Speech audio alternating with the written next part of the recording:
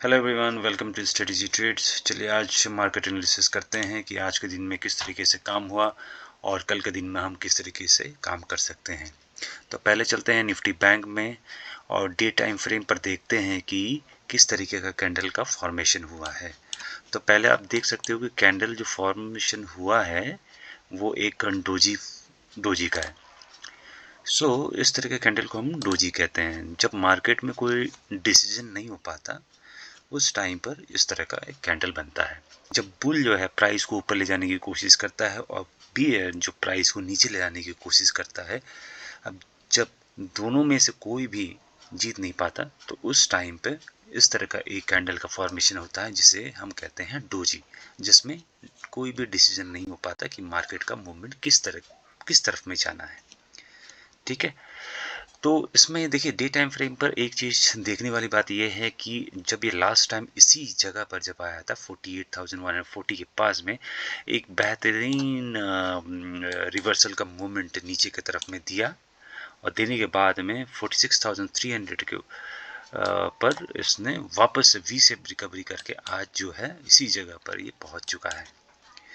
तो आप समझ सकते हो कि इस जगह पे कितना बेहतरीन सप्लाई जोन जो है रेजिस्टेंस बना है, जिसके कारण से आपको जो है यहाँ पे जो बाइंग या सेलिंग का डिसीजन जो करना है वो बहुत ही सोच समझ कर करना है। इसी वजह से चलिए छोटे टाइम फ्रेम पर देखते हैं 15 मिनट में कि किस तरीके का काम हुआ था आज। तो पहले देखिए आज जो गैप अप हुआ था, गैप अप होने के बाद में बियर ने क्या किया, ऐसे प्राइस को नीचे की तरफ ढकेला और ढकेलने के बाद नीचे की तरफ मूवमेंट आया कितना 47,700 के पास। उसके बाद इसने एक बहुत ही बेहतरीन रिकवरी दिखाया जो कि वापस से प्राइस ने जहां खुला था उसी जगह पर वापस आ पहुंचा। तो अब देखते हैं कि मार्केट में हम किस तरीके से काम कर सकते हैं। तो पहला जो हमारा कल का रेजिस्टेंस जो लेवल है वो कौन सा रहेगा, 48,254 के पास में। अगर इस जगह पे ये तोड़ते हुए ऊपर की तरफ जाता है तो हम एक एक्सपेक्ट कर सकते हैं 48,500 के पास में। ठीक है, अदरवाइज जो हमारा सेलिंग का जोन है वो 48,140 पे ही, यहीं से हम एक नीचे की तरफ में भी हम देख सकते हैं अगर मार्केट नीचे की तरफ यहाँ से मूवमेंट करता है तो। हालांकि जो और एक बाइंग जोन जो है 47,780 के पास में, यहाँ पे जब मार्केट वापस से आता है तो हम यहाँ से एक बाइंग का हम देख सकते हैं। अब मार्केट का मूवमेंट कहाँ से और कितने दूर तक ये जा सकता है। देखिए मार्केट अगर फॉल करता है 47,780 को तोड़ते हुए 47,672 के पास आता है और इसे भी तोड़ते हुए नीचे आता है तो फिर हम बहुत ही बेहतरीन नीचे की तरफ में हम मूवमेंट देख सकते हैं। लेकिन देखिए इसमें यह है कि अगर market gap up gap down खुल जाता है तो फिर हमें सोच समझ के ही काम करना है। जैसे कि मैंने आपको ये लेवल दिया है उस लेवल के हिसाब से ही काम करना पड़ेगा। ठीक है, तो चलिए अब देखते हैं निफ्टी 50 में। निफ्टी 50 में डे टाइम फ्रेम पर किस तरीके से काम हुआ है। डे टाइम फ्रेम पर आप ये देख सकते हो एक जो कैंडल का फॉर्मेशन हुआ है ये एक हैंगिंग मैन की तरह है। ये हैंगिंग मैन क्यों है, ये हैमर क्यों नहीं है, क्योंकि मार्केट का मूवमेंट देखिए ये नीचे से लेके अभी जो है ये टॉप में है। जब ये टॉप में होता है तो हम इसे हैंगिंग मैन के नाम से कहते हैं। अच्छा, तो इसे अगर हम छोटे टाइम फ्रेम पर देखें तो इसने क्या किया था।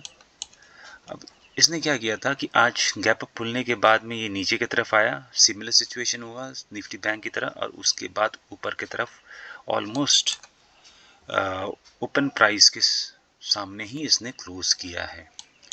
तो अगर बड़े टाइम फ्रेम में देखें तो इसने जो लास्ट हाई था उसको भी तोड़ के ऊपर की तरफ में गया है ना। छोटे टाइम फ्रेम में अगर हम इसे देखेंगे तो देखिए पहला तो हमारा रेजिस्टेंस लेवल कौन सा है, 22,600 के पास में। ठीक है, और उसके बाद में हमारा बाइंग जोन कहाँ पे बनेगा, बाइंग जोन बनेगा 22,374 ठीक है, 80 के पास में यहाँ पे बाइंग जोन बनेगा हमारा। यहाँ ऊपर के लिए हम देख सकते हैं वापस से 22,600 के पास में, और सेलिंग के लिए हम यहीं पे है 20,600 के पास ही। अगर ये नीचे की तरफ आता है तो ही हम नीचे की तरफ हम देख सकते हैं। हालांकि अगर ये मार्केट जो है ऊपर की तरफ खुलता है तो फिर हम वेट करना पड़ेगा, वेट करके हमें देखना पड़ेगा कि मार्केट का मूवमेंट किस साइड है, किस तरीके से चलेगा। ठीक है, तो निफ्टी 50 जो है ऑलमोस्ट अपने टॉप हाई में है। ठीक है, तो और ये जो आज का कैंडल जो बना है डे टाइम फ्रेम पर, ये भी क्या दर्शाता है, हैंगिंग मैन में बियर आया, बियर ने क्या किया, ऐसे नीचे तक लेके आया है ना, प्राइस को नीचे रखेला 22,300 के पास में। फिर बुल आया, बुल ने क्या किया, प्राइस को ऊपर की तरफ में लेके गया है ना, ऑलमोस्ट जितना जहाँ खुला था उसके पास ही उसने क्लोज किया। इस तरह के केस में क्या होता है कि इस देखा जाता है कि बियर जो है बहुत ज़्यादा हावी है इस जगह पे। ठीक है, बायर जो है मार्केट को ऊपर ले जाने की कोशिश तो कर रहा है, लेकिन बियर भी बहुत तगड़ा यहाँ पे बैठा हुआ है। इस वजह से इस तरह का बहुत ज़्यादा वोलेटिलिटी आप देख सकते हो। ठीक है, तो ये निफ्टी 50 है कि किस तरीके से हमें काम करना है। तो ट्रेन लाइन है, ये ट्रेन लाइन भी देखिए नीचे की तरफ से आया हुआ है ट्रेन लाइन। अगर इसको भी तोड़ते हुए यहाँ पे अगर कहें तो अगर इसको 22,500 को तोड़ते हुए नीचे आता है तो हम यहाँ पे भी इसे देख सकते हैं 20,350 के पास में वापस से। ठीक है, चलिए अभी देखते हैं फिर निफ्टी में। उसी तरह से हम 15 मिनट्स में देखते हैं। 15 मिनट्स में अगर देखेंगे तो देखिए, अगर ये यहाँ पे 21,413 को तोड़ते हुए ऊपर की तरफ जाता है तो फिर हम एक्सपेक्ट कर सकते हैं 21,500 के पास में। अगर ये 21,550 के पास आता है तो फिर से हम एक यहाँ से एक बाइंग का भी हम देख सकते हैं यहाँ से। ठीक है, अगर वो तोड़ते हुए इसको भी नीचे की तरफ आता है तो फिर हम 21,130 के पास में हम इसे देख सकते हैं। ठीक है, तो ये रहा आपका फिन निफ्टी का। अच्छा चलिए चलते हैं फटाफट सेंसेक्स के ऊपर में। सेंसेक्स का कल की एक्सपायरी है, सेंसेक्स में हम किस तरीके से काम कर सकते हैं। सेंसेक्स में भी देखिए एक हैंगिंग मैन की तरह ही एक कैंडल बना हुआ है, और 15 मिनट के टाइम फ्रेम में अगर हम ये देखेंगे तो सेंसेक्स में भी क्या हुआ, सेंसेक्स में भी प्राइस ऊपर की तरफ खुला और ये नीचे की तरफ आया लगभग 73,470 के पास। उसके बाद पूरा का पूरा उसने जो है रिकवर कर दिया, ऑलमोस्ट जितना जो ओपन प्राइस था उसी के पास में उसने क्लोज कर दिया है ना। तो हम क्या कर सकते हैं, पहला तो हमारा सपोर्ट लेवल हो गया 74,000। ठीक है, 74,080 के पास में।